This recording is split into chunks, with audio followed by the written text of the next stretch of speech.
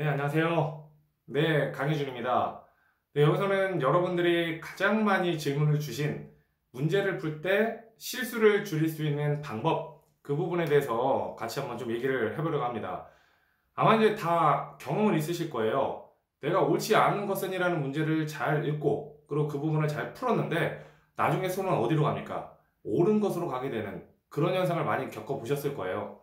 아마 이제 지금 시험을 처음 준비하시는 분들도 지금부터 습관을 조금만 고친다면 이런 부분은 절대 실수 없이 다 맞출 수 있을 거라고 생각합니다. 이런 부분이 과목별로 한 문제만 존재를 해도 평균 5점이 깎여버리는 굉장한 큰 점수 차이를 발생하기 때문에 이런 부분을 여러분들이 반드시 영상을 통해서 개선을 해 나가시면 좋을 것 같습니다. 일단 첫 번째로 옳은 것과 옳지 않은 것을 표시를 반드시 다르게 하세요. 여러분들이 이제 옳지 않은 것은 이라는 부분에 이제 않은 이라는 단어에 분명히 동그라미를 치면서 열심히 체크를 하실 거예요. 이제 우리가 동그라미라는 거는 왠지 옳은 것이라는 착각을 불러일으키게 됩니다. 처음에는 괜찮겠지만 나중에 50문제, 70문제 가다 보면 이 부분이 여러분들의 발목을 잡을 수가 있어요. 그래서 이제 지금 화면에 보이는 것처럼 옳은 것에는 동그라미를 치시고 옳지 않은 것에는 사선을 긋는 연습을 하세요.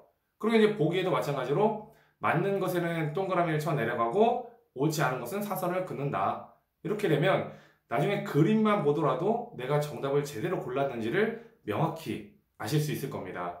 그래서 지금부터 그거는 연습을 좀 하시면서 실제 시험 가서도 굉장히 유용한 팁이 될 거니까 많이 활용을 해주셨으면 좋겠고, 그리고 이제 두 번째로는 1번이 지문이 정답이 확실하다. 그래도 반드시 4번까지 읽는 연습을 좀 하셔야 됩니다.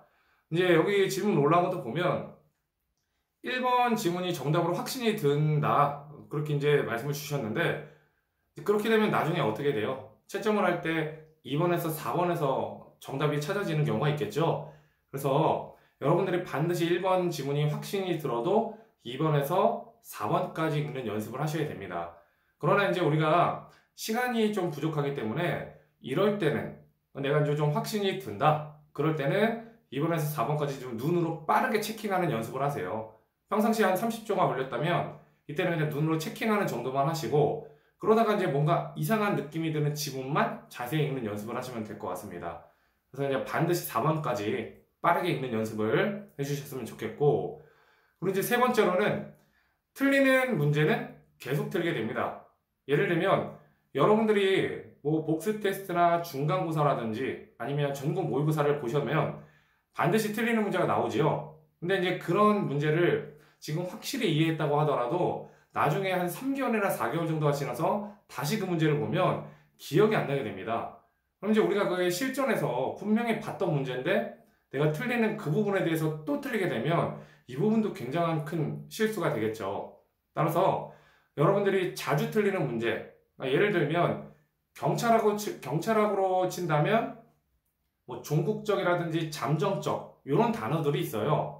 여러분들이 이런 거를 많이 들리시기 때문에 해당 이론 파트 부분에 잠정적이라는 단어를 반드시 크게 써놓으세요. 그래서 틀리는 문제는 핵심 키워드를 따서 반드시 그 키워드 자체를 외우는 연습을 하시면 시험장 가서도 여러분들이 혼란 없이 잘 풀 수 있을 겁니다. 그리고 이제 마지막으로 마킹을 하실 때 양손을 사용하시기 바랍니다. 보통 이제 5문제를 푸실 때 이제 우리가 2, 3, 2, 3, 5 뭐 이런 식으로 2, 3, 2, 3, 4 이렇게 외우고 나서 그냥 답지에다 마킹을 하게 되면 그것도 실수가 나올 확률이 있어요. 우리는 단 하나의 실수도 있으면 안 되기 때문에 이제 2, 3, 2, 3, 4 외우시고 왼손으로는 답지, 문제지를 빠르게 훑으면서 여러분들이 하나하나 이렇게 체킹해 가면서 그렇게 문제를 푸시면 이런 부분에서 실수가 확 줄어들 거라고 생각합니다. 그래서 이제 지금 말씀드린 이 4가지 방법을 잘 활용하셔서 실수를 줄이면 그만큼 여러분들의 평균 점수가 올라갈 수 있기 때문에 꼭 잘 참고하셔서 도움이 되셨으면 좋겠습니다.